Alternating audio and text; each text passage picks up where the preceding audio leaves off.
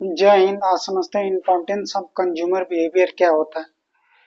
तो इसमें पहला हमको उपभोक्ता व्यवहार की व्यापक जानकारी होनी चाहिए। उपभोक्ता के बारे में हमको ज्यादा से ज्यादा जानकारी होनी चाहिए कि वो प्रोडक्ट कहाँ से खरीद रहा है, क्यों खरीद रहा है, किस लिए खरीद रहा है, किसके लिए खरीद रहा है, और वो प्रोडक्ट या सर्विस जो ले रहा है वो उसको लेने के बाद वो क्या करेगा, उस प्रोडक्ट या सर्विस से वो कितना सेटिस्फेक्शन है।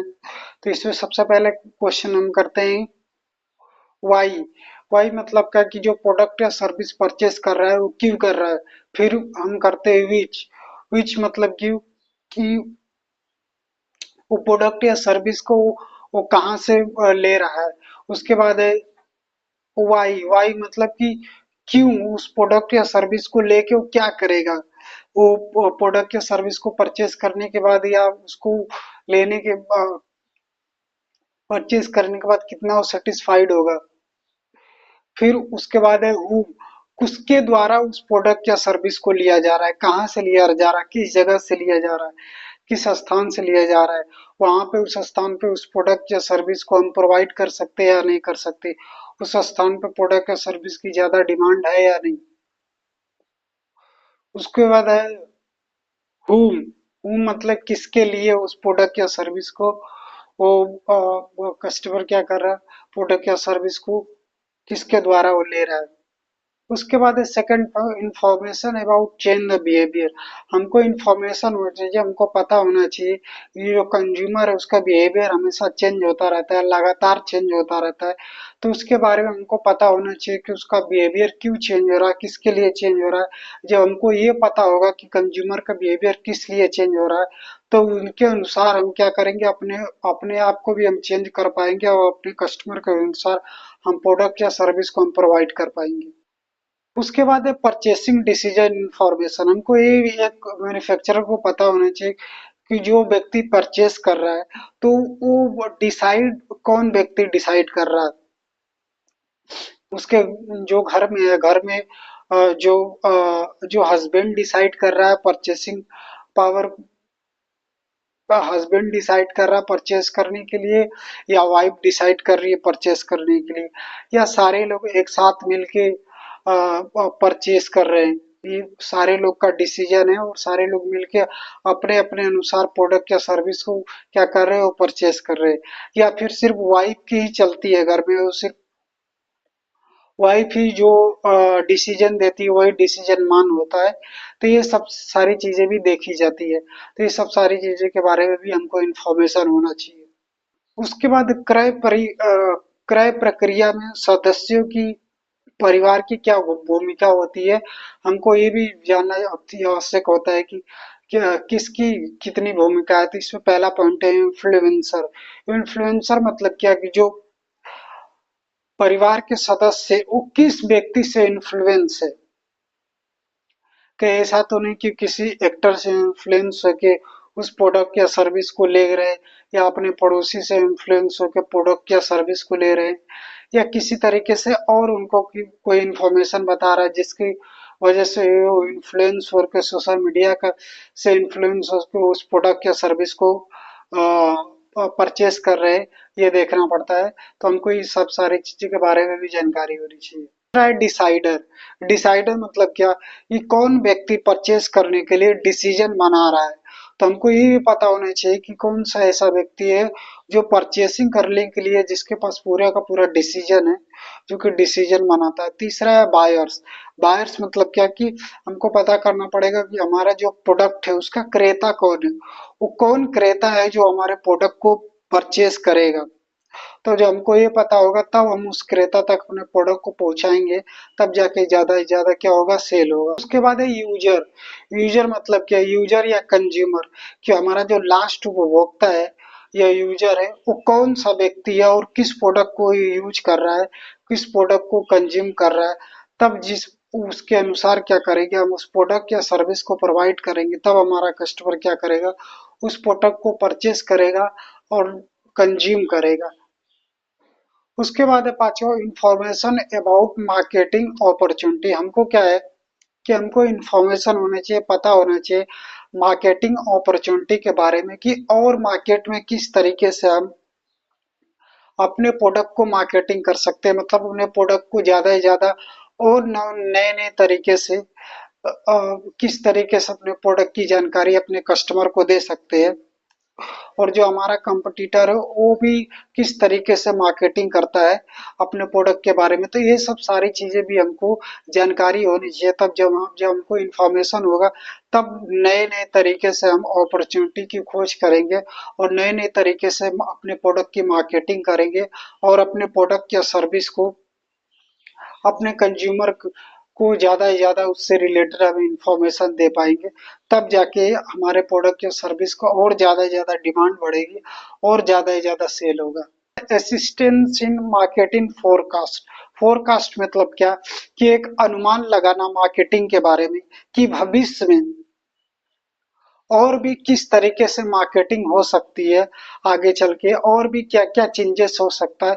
तो इसको बोलते हैं फोरकास्टिंग, मतलब क्या एक अनुमान लगाया जाता है कि आगे चल के भी हम मार्केटिंग और किस तरीके से कर सकते हैं और हम अपने मार्केटिंग में किस तरीके से चेंजेस कर सकते हैं अपने कंज्यूमर के हिसाब से। तो पॉइंट है कंट्रीब्यूशन टू मार्केटिंग प्लानिंग, कि हम और ज्यादा से ज्यादा क्या करेंगे मार्केटिंग प्लानिंग में और ज्यादा से ज्यादा कंट्रीब्यूट करेंगे और जो मार्केटिंग प्लानिंग है उसको और अच्छे से हम एग्जीक्यूट करेंगे और उसमें और अच्छे तरीके से सुधार करेंगे और मार्केटिंग प्लानिंग के और नए नए तरीके से हम और प्लानिंग करेंगे नए नए तरीके से मार्केटिंग करने के लिए और अपने प्रोडक्ट से रिलेटेड अपने कंज्यूमर को इंफॉर्मेशन पहुंचाने के लिए अपने प्रोडक्ट से रिलेटेड अपने जो हमारा कंज्यूमर है उसके पास इंफॉर्मेशन हम ज़्यादा से ज़्यादा और नए तरीके से हम क्या करेंगे पहुंचाएंगे।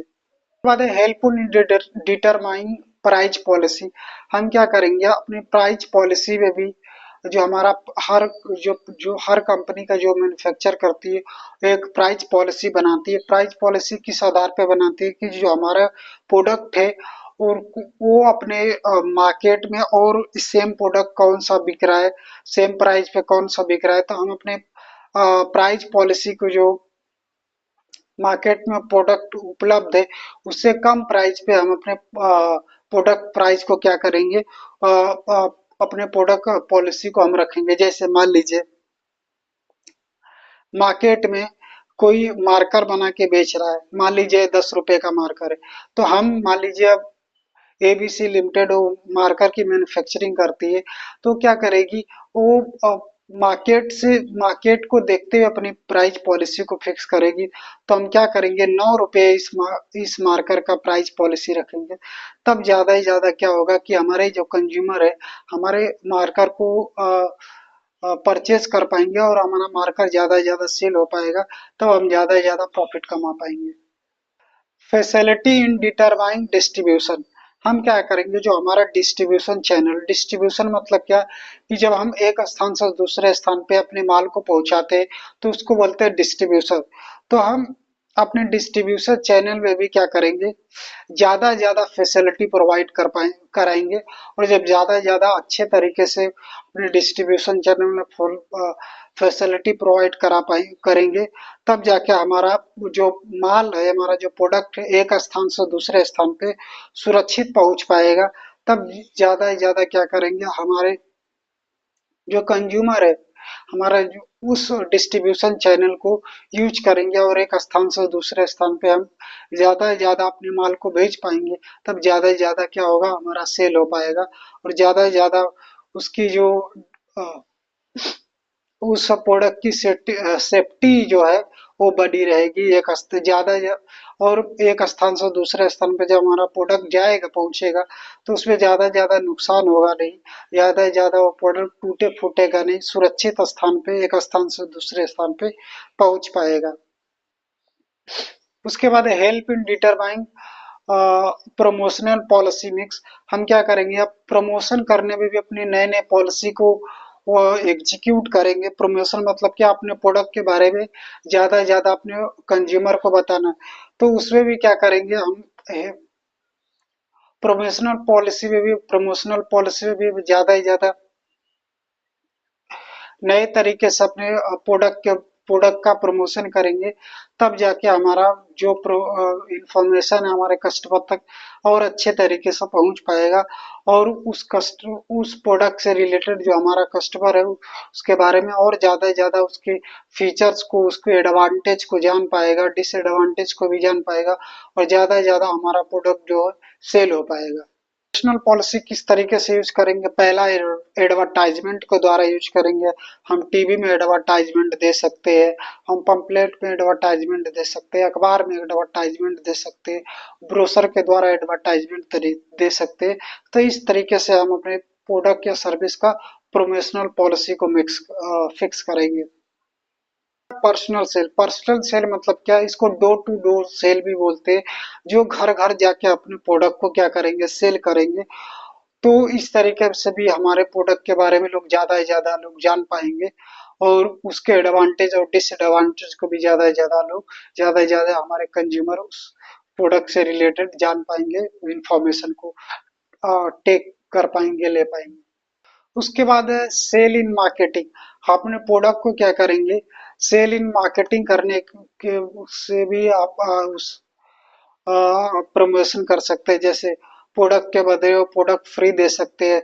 इससे भी ज्यादा से ज्यादा हमारे जो प्रमोशन इससे भी ज्यादा से ज्यादा होता है, और ज्यादा से ज्यादा जो कंज्यूमर होते हैं उस प्रोडक्ट से रिलेटेड उनको इन्फॉर्मेशन होती है, और ज्यादा से ज्यादा हमारा जो सेल होता है वो ज्यादा से ज्यादा हो पाता है। उसके बाद है जनसंपर्क।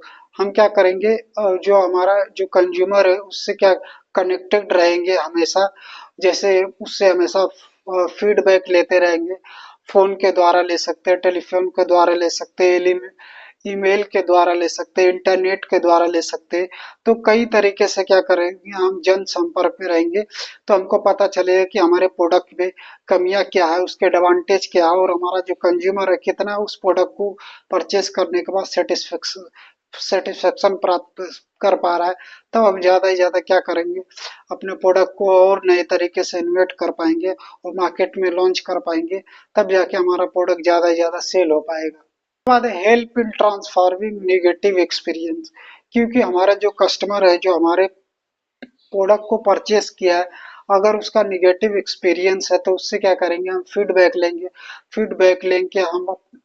लेने के बाद अपने प्रोडक्ट में क्या करेंगे, सुधार करेंगे, और आगे से हम ज़्यादा से ज़्यादा कोशिश करेंगे कि हमारा जो कस्टमर है वो ज़्यादा से ज़्यादा सेटिस्फेक्शन प्राप्त करे।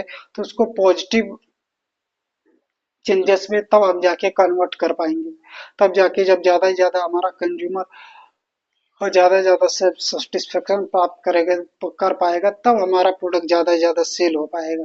नेगेटिव एक्सपीरियंस का पॉजिटिव एक्सपीरियंस में कैसे हम चेंज कर पाएंगे? Resolution of complain. जो हमारा जो कंज्यूमर है जो कंप्लेन करता है कि इस प्रोडक्ट में ये कमियां हैं और इसकी वजह से मैं सेटिस्फाई नहीं हो पा रहा, तो उसको उस प्रोडक्ट से रिलेटेड उस कस्टमर से रिलेटेड हम रिसोल्यूशन प्रोवाइड कर पाएंगे। तब इसके द्वारा हम ज़्यादा से ज़्यादा अपने प्रोडक्ट, अपने जो कंज्यूमर है उसको ज़्यादा से ज़्यादा सेटिस्फेक्शन प्राप्त करवा पाएंगे। Fulfil the customer satisfaction.